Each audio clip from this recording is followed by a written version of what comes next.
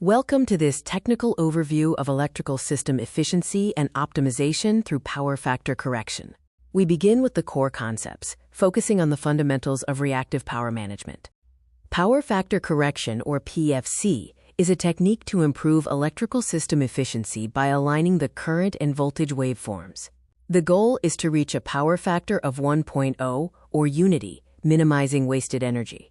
Inductive loads cause current to lag behind voltage, resulting in wasted VARs. Capacitors introduce leading reactive power to cancel this lag, synchronizing current and voltage for maximum efficiency. Common correction methods include passive PFC using fixed capacitor banks, active PFC with electronic circuits for dynamic adjustment, and detuned filters for filtering harmonic distortion. Comparing performance, active PFC offers the highest factor correction, achieving 0.98 pf across a wide load and input ranges, significantly better than the 0.70 pf of a system with no correction. Next, we explore the business value, focusing on the economic and operational impact of power factor correction. PFC offers strategic benefits like reduced electricity bills, lower system losses, increased system capacity, and improved equipment life by reducing overheating and voltage fluctuations.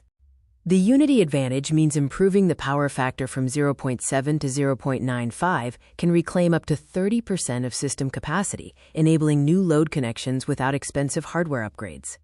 The implementation roadmap involves 4 steps: audit, calculate the required sizing, deploy the banks in parallel, and monitor with automated switching for dynamic loads. Calculation requires understanding real power, kW, reactive power, kVAR, and apparent power, kVA.